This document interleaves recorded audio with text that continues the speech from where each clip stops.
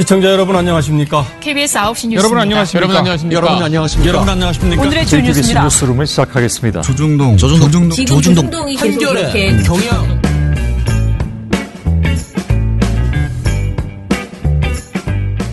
민원연의 미디어 탈곡기 751화를 시작하겠습니다.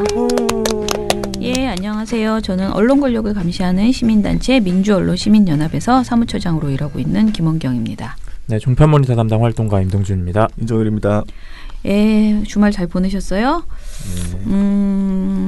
저도 푹 쉬었습니다. 쉰 것 같지 않았지만 아무튼 간에 특별히 무슨 일을 제대로 하지 못하고 빈둥빈둥 고민만 하다가 지나갔습니다.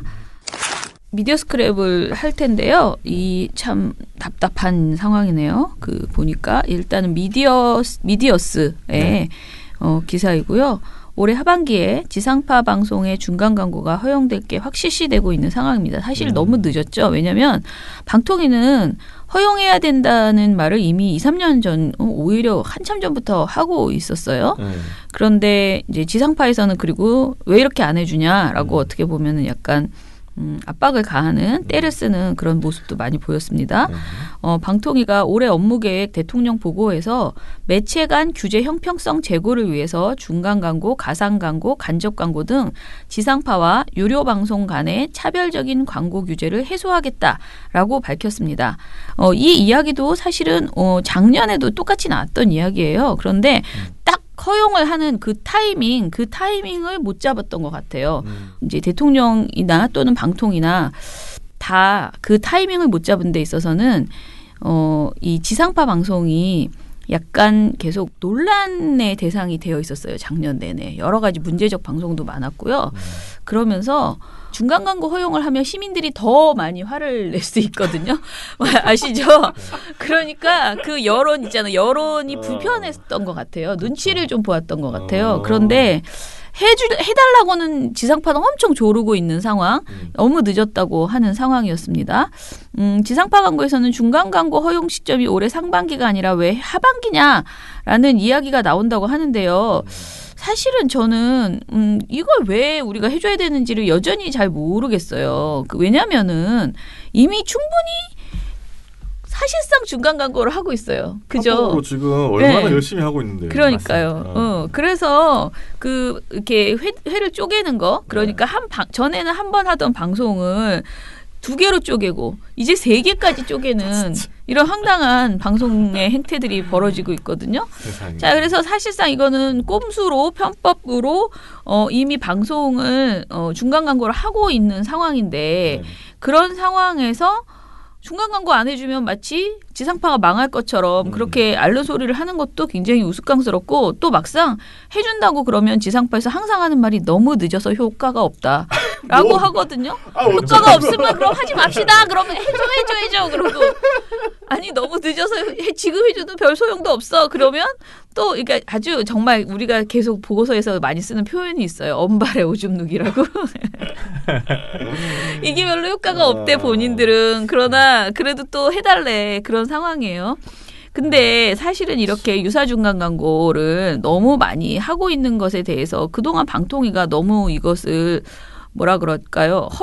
그러니까 그렇죠. 방치하고 있는 상황이었고 그런 상황에서 시청자들의 어떤 불만, 분노 이런 것은 피할 수가 없어요. 그렇죠. 요건 먹고 가야 돼요. 사실 저희가 읽고 있는 게 미디어스 기사인데 미디어스 기사에서는 문제 삼았던 게 SBS 금토 드라마 스토브리그.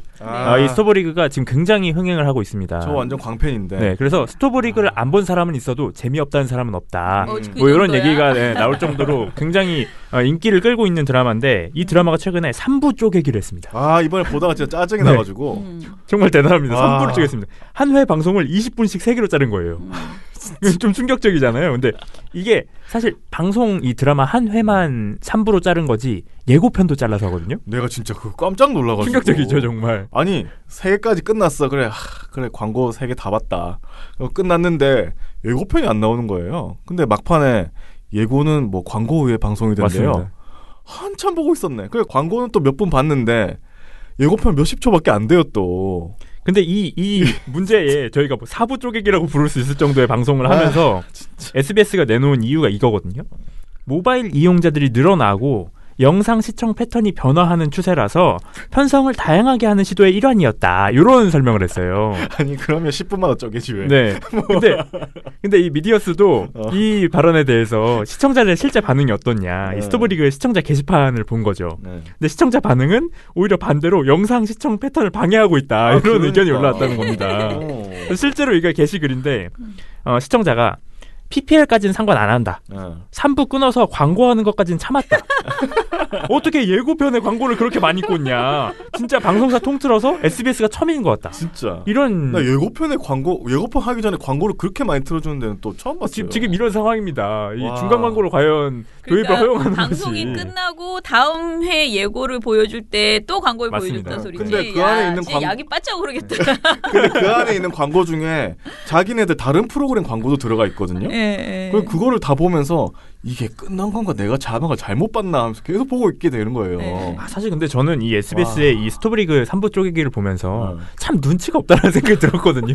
이게 지금 조용히 논의가 되고 있잖아요. 방통위가 해줄 텐데 지금 여기서 이렇게 3부 쪼개기를 해서 괜히 논란을 일으키는 거는 좋지 않다라고 보이는데 이런 걸 하는 걸 보면 참 이 시청자로서도 이해하기 힘들고 눈치가 없다는 생각이 듭니다. 저는 정말 솔직히. 아니 근데 진짜 뭐 종편이야 이런 거 없으니까 그냥 중간에 팍 끊어버리고 방송하는데 SBS나 이런 지상파들은 굳이 1부, 2부, 3부 이렇게 쪼개가지고 그 사이에 그 광고를 다 집어넣어가지고 이게 지상파 중간광고 허용이 된 거랑 똑같잖아요 지금 사실 하고 있는 모양새는 다르지 않죠.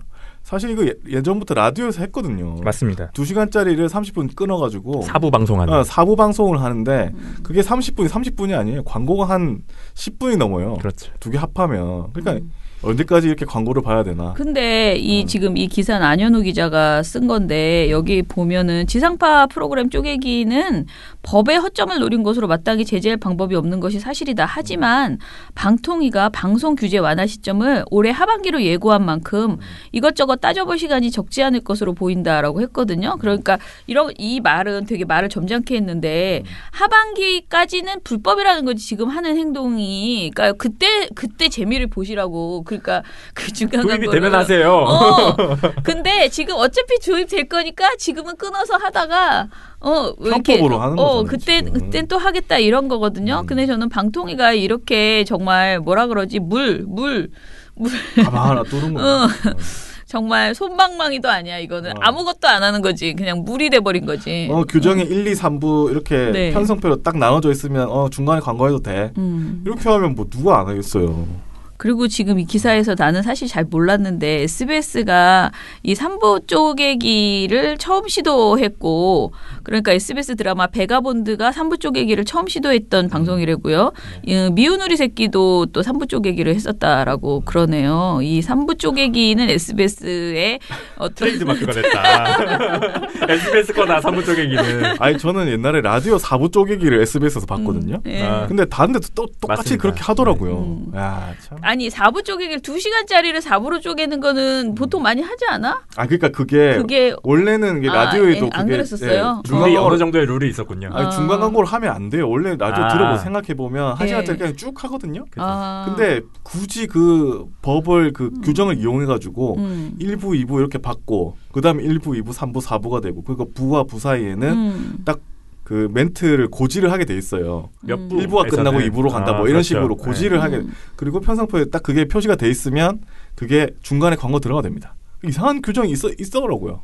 그거를 참 쓰던데 요새도 참 많이 쓰는 것 같은데. 알겠습니다.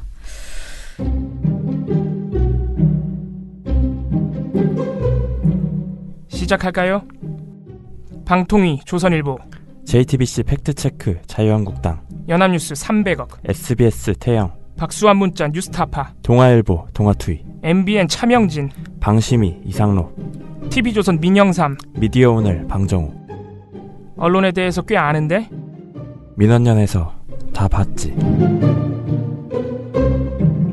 언론과 무제한 친해지리 민주언론 시민연합. 자, 그러면은 오늘은 또 종편 이야기를 해볼게요. 사실은 좀 어떻게 보면 분노할 만한 그런 내용인데요. 자, 시작해 보겠습니다. 민원연 종편 모니터. 모든 날 모든 순간 특집. 오 이거 너무 네. 달달한 노래인데 왜 네, 그래? 오늘 제가 가지고 온 노래는 폴킴의 모든 날 모든 순간인데요. 사실 이 노래도 굉장히 가사가 종편과는 연관이 없는 가사인데 또 가지고 와서 폴킴 씨에게 죄송하다는 말씀드리고요. 모든 날 모든 순간을 가지고 온 이유가 있습니다. 네. 종편은 일단 하나의 목적이 있어요. 정치적으로 뭔가를 하나 만들어 보겠다라는 목적이 있죠. 그러면 모든 날 모든 순간을 다 이용한다는 겁니다. 그래서 제가 오늘 이 노래를 가지고 온 건데 네. 사실 저는 아무리 정치적인 목적을 가지고 있더라도 사람이 지켜야 할 도리가 있다라는 생각이 들어서 이 사안을 이용하지 말았어야 한다는 생각이 들거든요. 무슨 사안이었냐면 지난 12월 1일 날 알려졌던 소식이 청와대 특감반원 출신의 백모 수사관이 숨진 채 발견이 됐다라는 소식이 알려졌었죠. 네.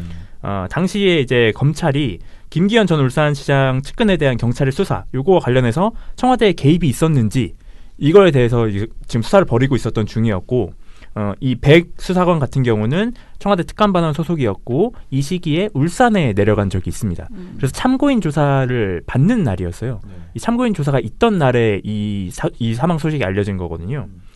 그래서 청와대 같은 경우는 이 2명의 특감반원이 내려간 것에 대해서 당시에 울산 지역에서 검찰과 경찰 사이의 갈등 사안이었던 고래고기 사건 요거를 이제 중재하기 위해서 내려보낸 거다라는 해명을 했고요. 근데 검찰은 완전히 반대로 청와대가 하명 수사를 위해서 내려보낸 것 아니냐라는 식의 지금 수사를 진행을 하던 상황이었고요. 그래서 검찰의 수사 방향하고 청와대 해명이 완전히 상반된 케이스였죠. 근데 이 상황에서 참고인 조사를 받게 됐던 이 백 수사관이 사망했다라는 소식이 알려지면서 그리고 사실 이 소식이 알려지고 나서 굉장히 많이 언론에 나온 이유는 유서를 언론이 또 보도를 했어요. 기억하실지 모르겠지만 윤석열 총장에게 죄송함을 표시했다. 뭐 이러면서 뭐 가족을 부탁한다라든지 배려해달라.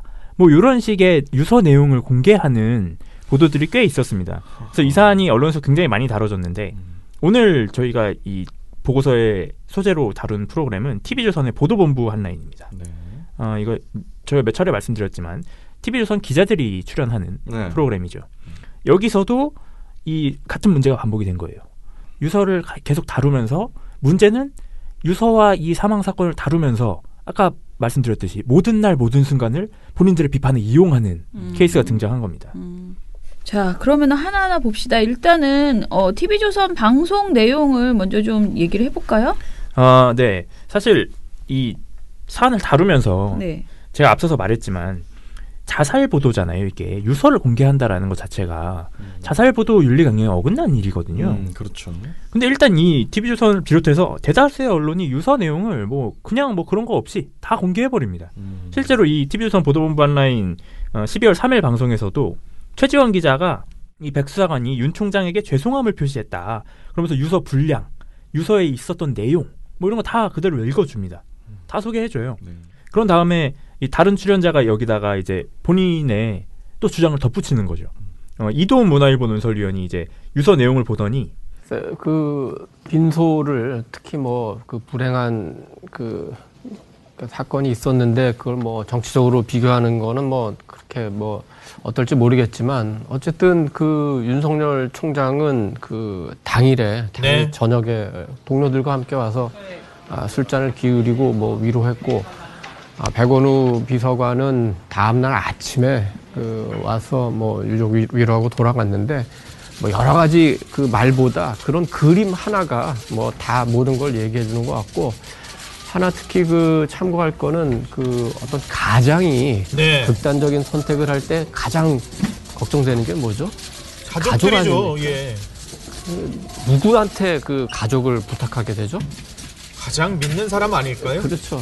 그렇다면은 왜 이 수사관이 마지막 선택을 하면서 윤 총장에게 가족을 부탁했는지 거기에 또 많은 의미가 함축됐다고 봅니다.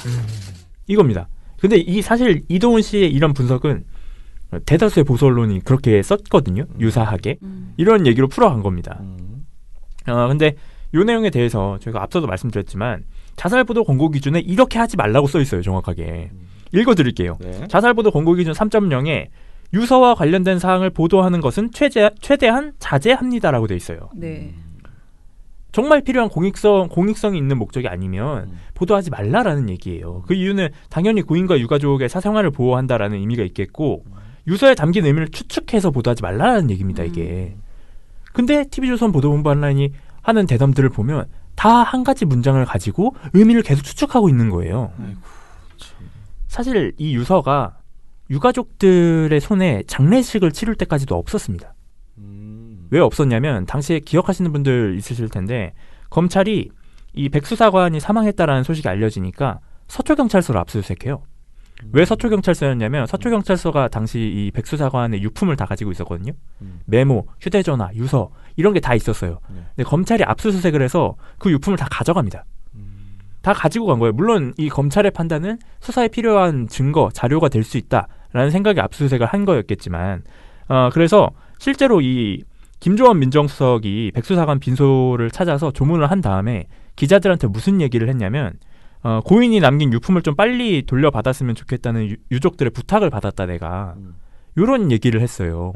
그러니까 그리고 특히나 이 한겨레의 보도에서는 유족들은 특히 백수사관이 남긴 유서를 돌려받기를 원하는 것으로 알려졌다 이런 내용이 나왔거든요.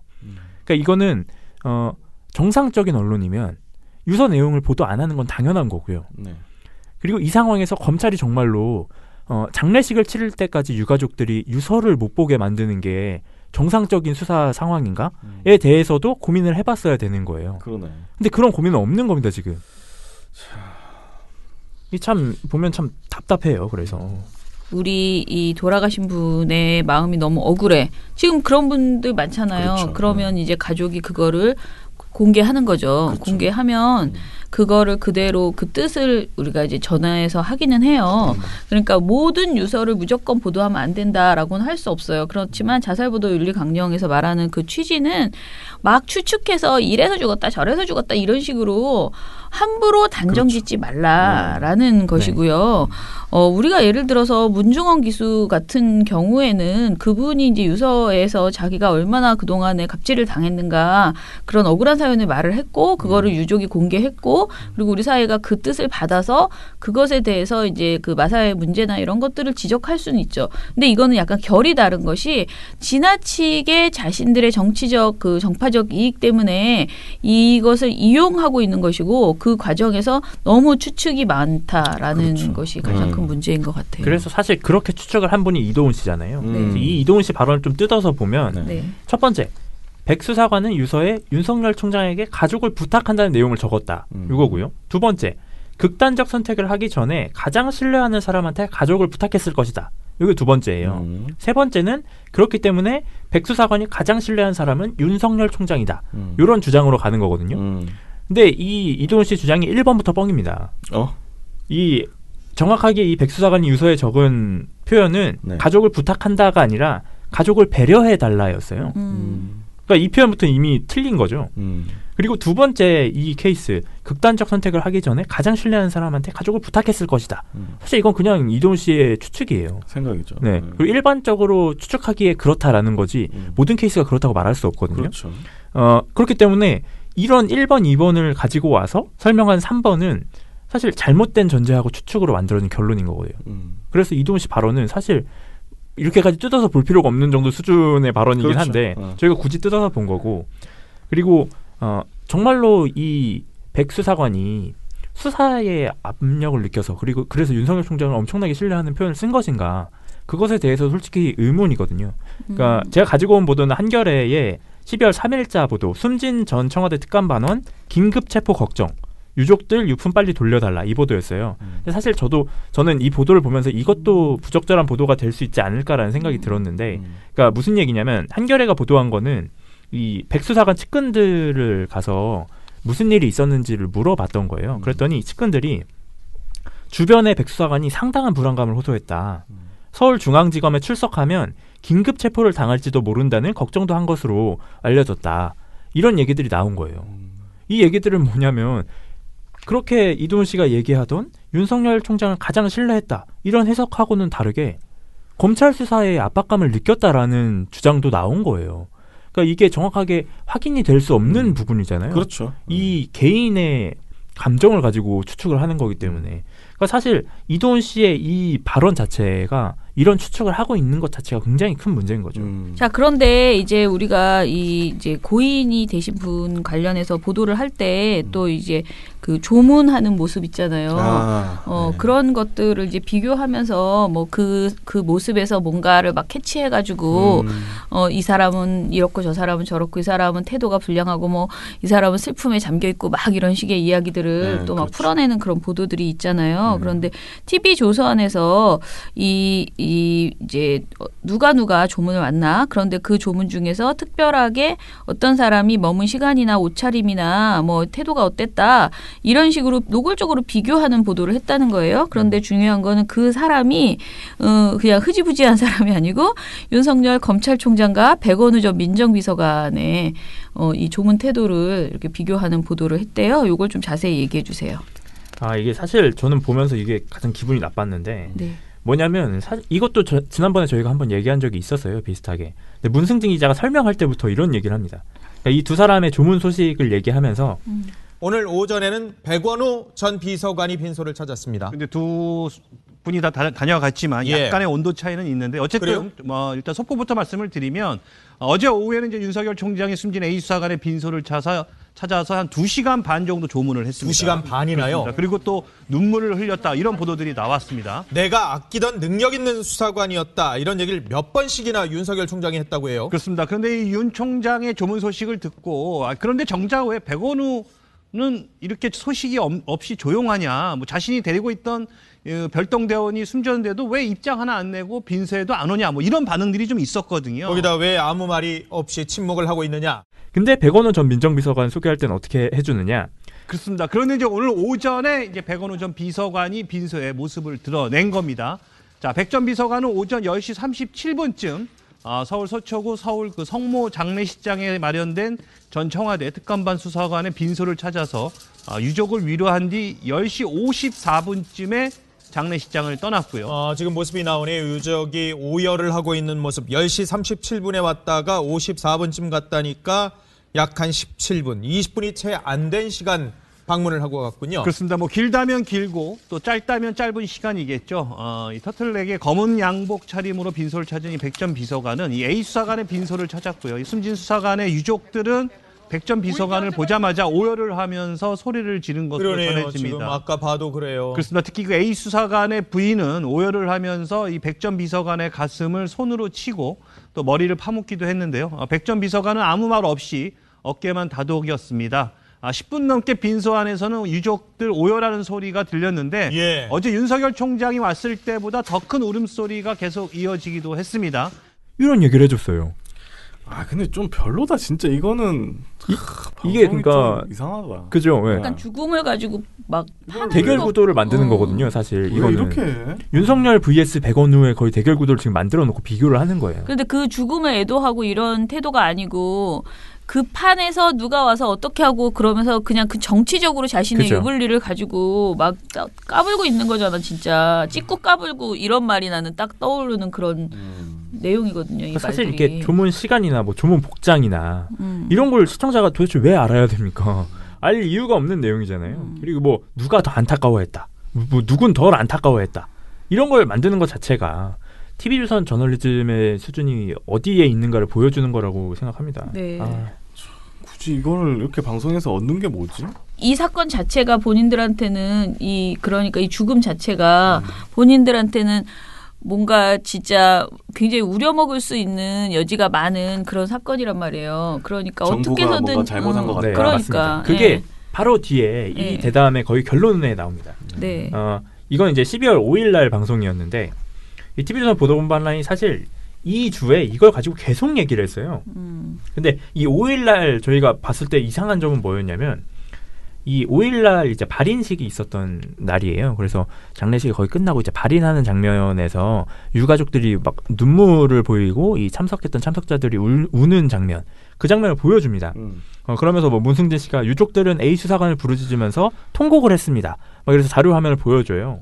근데 이 대담이 이 자료 화면이 나간 뒤에 TV조선의 결론이 아까 PD님이 말씀하셨던 정치적인 그 결론으로 가는 겁니다.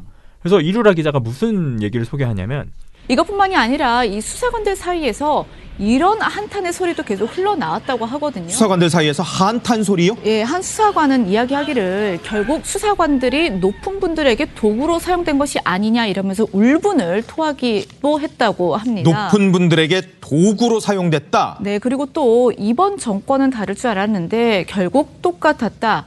이래서 앞으로 누가 청와대로 파견 가려고 하겠느냐 이러면서 좀 하소연들을 내뱉었다고 합니다. 이번 정권은 다를 줄 알았다. 사실 많은 분들이 그런 기대를 했고 대통령과 청와대 인사들도 그렇게 기대를 해달라고 주문을 했던 상황이었거든요. 이 얘기는 뭐냐면 결과적으로 이 백수사관의 죽음에는 청와대의 책임이 있는 거다. 정부의 책임이 있는 거다. 이런 식으로 대담의 결론이 끝나버린 거예요. 이 사람의 죽음을 이런 식의 정치적 목적으로 끝내버린 겁니다.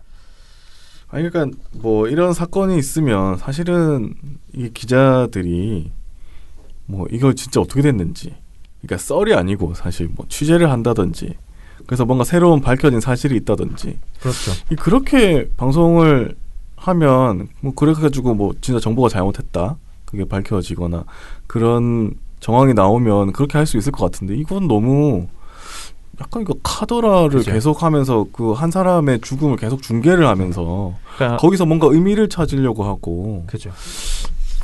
이게 그러니까 보면 사실 이 청와대 하명 수사 의혹이 김기현 전 울산시장이 처음 제기하고 나온 거잖아요. 네. 근데 지금까지도 검찰이 아직 수사를 진행 중이거든요. 마무리가 안 됐어요.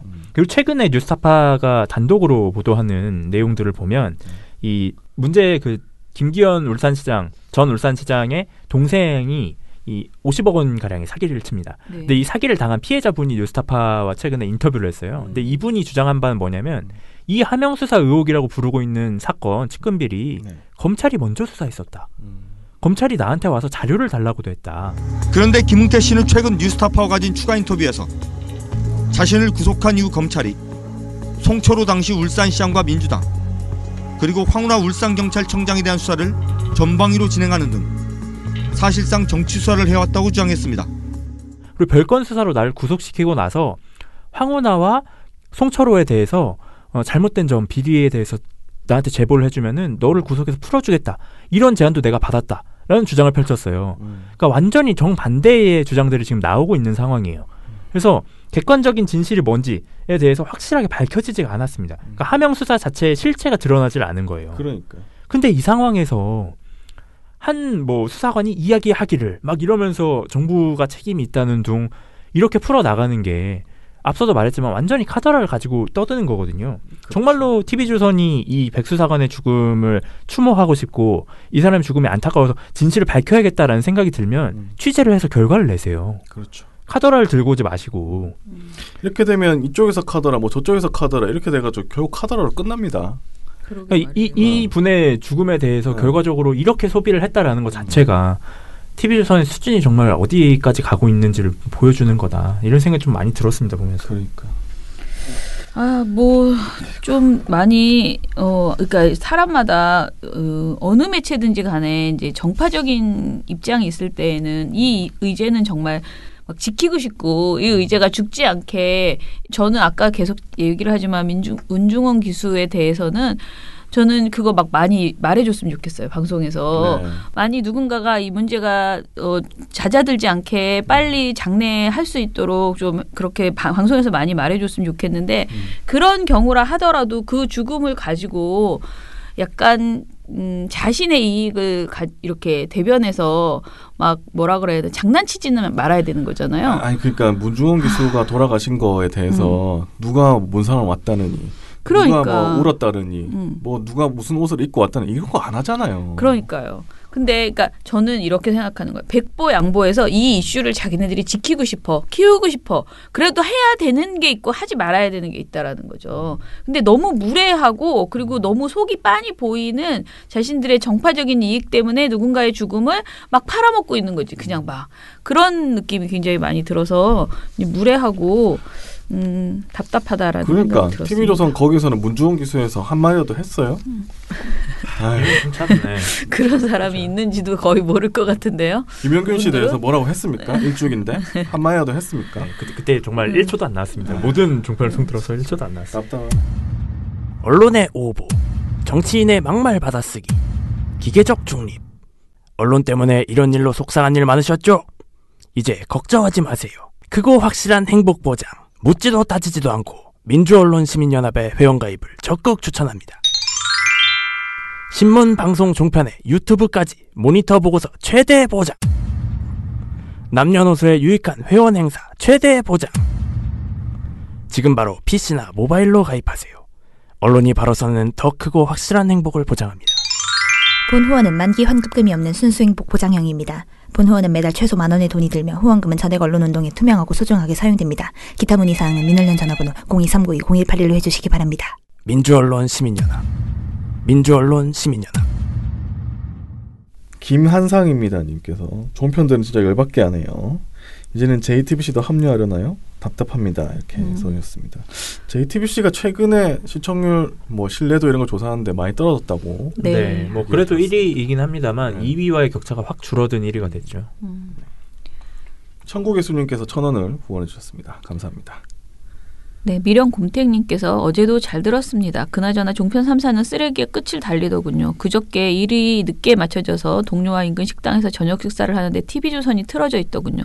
그런데 패널들의 분석이란 타이틀을 달며 헛소리를 하길래 주인장 보고 채널 바꾸라고 하니 그제야 KBS1으로 바꾸더군요. 그럴 바에는 폐간하고 유튜브 채널로 가서 운영하세요. 나쁜 종편 3사라고 참 순진한 애기처럼 이렇게 화를 내주셨습니다. 아, 나쁜 근데 종편 3사. 미령곰탱이 대단하시네요. 식당에서 그러니까. 이걸 돌리라고 얘기할 수 있는 진정한 그죠. 그러니까 이게 참 사실은 그냥 넘어가는데 참 시민.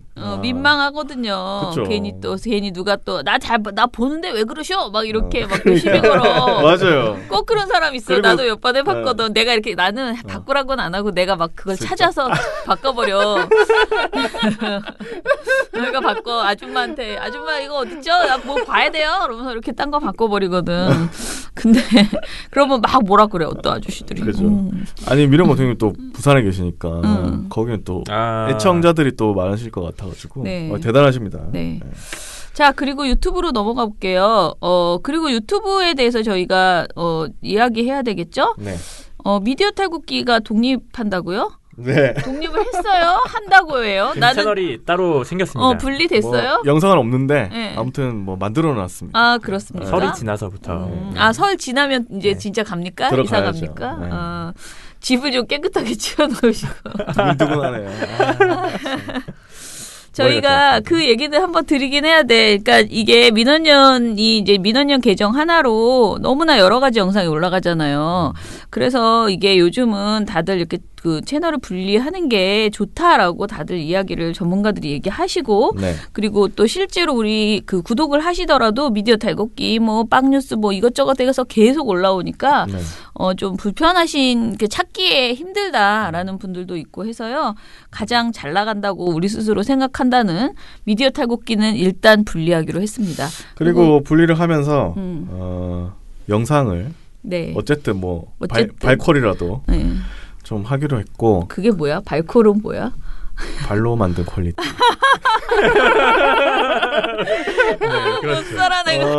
발콜이라도 영상을 어떻게든 해보자. 하다 보면 어떻게 되겠지라는 마음가짐으로 하기로 했고 대신에 저희가 굉장히 짧게 하기로 했습니다. 네, 활동가들이 왜 그전에는 보고서를 풀었잖아요. 그거는 이제 또 다른 채널로 네. 갈 예정입니다. 그거는 아직 준비 중이고 네. 저희는 이제 스크랩하고 논평 위주로 영상으로 어쨌든 네. 해볼까 지금 하고 있는데 뭐 모르겠네요. 발콜이기 때문에 기대는 별로 네. 안 하셔도 될 것 아니 같습니다. 그냥 얼굴이 보인다에 네. 의미를 두십시오. 왜냐하면 여러분들이 너무 얼굴 보여달라 그래가지고 저희가 할 수 없이 그냥 아직 준비가 안 됐거든요. 수준이 저희의. 그런데 그냥 일단은 얼굴은 보여주자. 발콜인지 뭔지 잘 모르겠지만 그런 생각입니다.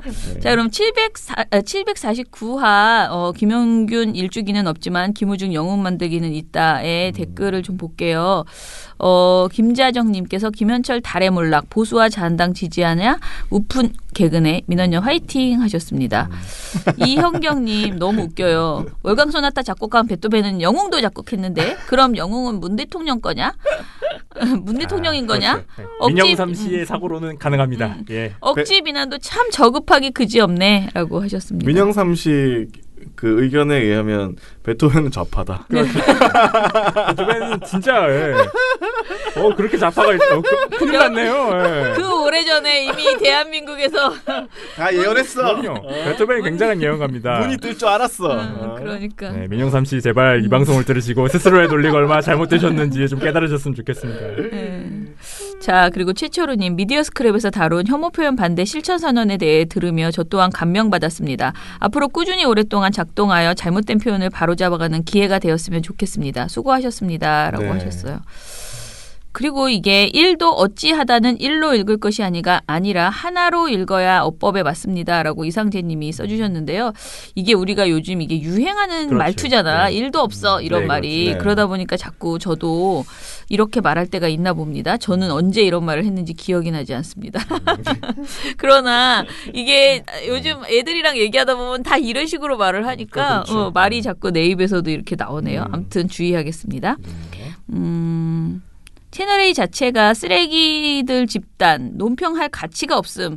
그리고 가끔 진보 패널로 나와서 양위론 펴는 김영주, 이런 박쥐 같은 진보 진영에서 퇴출, 더불어민주당에 빨대를 꽂고 진보 코스프레하면서 단물만 빠는 양다리 기회주자들 안속가내며 훗날에 큰 낭패를 봄. 이렇게 의견 주셨는데 네, 알겠습니다. 그리고 저 웃긴 거.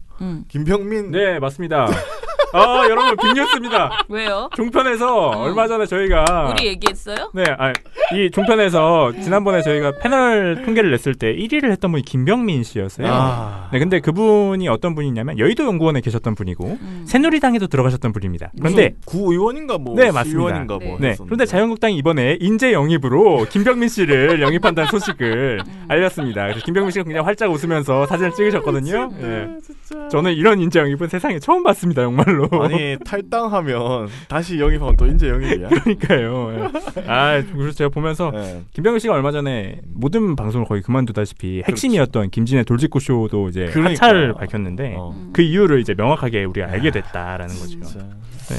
자, 그리고 그 750화에 대한 댓글도 보겠습니다. 최철우 님이 방송법 4조 2항에 의거하여 내려진 판결임에 의미가 있다. 민원연이 아니었으면 놓칠 뻔했던 사실입니다. 늘 감사합니다 하셨습니다. 네. 사분사분하다님, 아따 우리 정연이 아직도 장 안 지졌소. 웅매 징하게 버텨보네잉. 어여 장 지지고 순천만 가서 뻘 보면서 뻘짓이나 하소. 고만 기어 나오시고잉라고 하셨습니다. 이래서 정치인들이 말을 함부로 하지 말라는 겁니다. 약속을 하셨으면 지키시던지 네. 못 지킬 약속은 하지 마셔야죠. 그러니까요. 장 지진다고 했는데 진짜 생각해보니까 할복하신다는 분도 있었고 굉장히 많았습니다. 강에 들어가신다는 분들도 한둘이 아니었어요. 자꾸 그렇게 하지 않으셨으면 좋겠습니다. 진짜 전 너무 극단적인 얘기는 안 하셨으면 좋겠어요. 그러니까요. 자, 그럼 오늘 방송 이것으로 마무리하겠습니다. 감사하고요. 제가 미리 말씀드릴 게 있습니다. 일단은 제가 여전히 요즘 몸이 너무 안 좋아서요.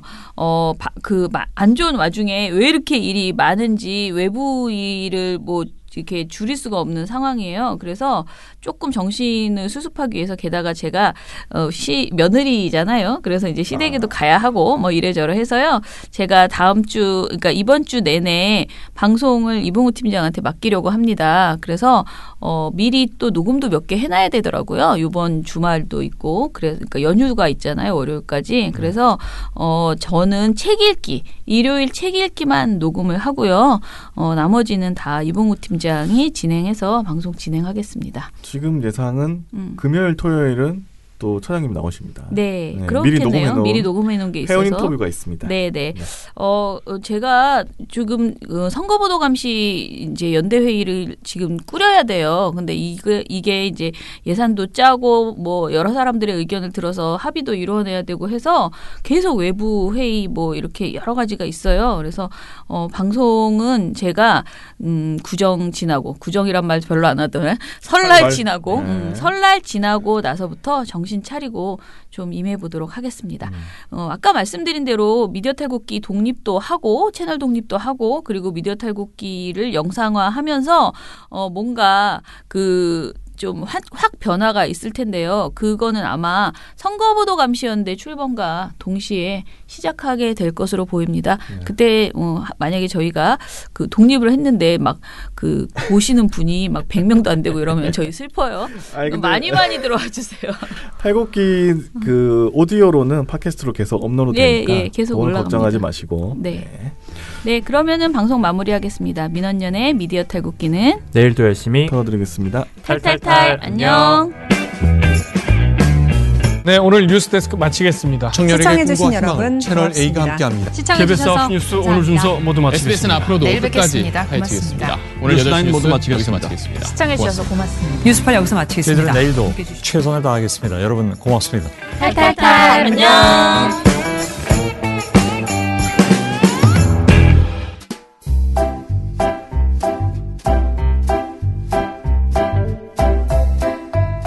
어떡해요? 신문 보다가 몸이 부들부들 떨리나요? 종편 보다가 머리가 띵? 그거 괜히 버티다가 타이밍 놓치면 안 되는데. 언론 제보에도 골든타임이 있다. 그래서 민원연이 있다. 언론 조심하세요. 민주언론 시민연합.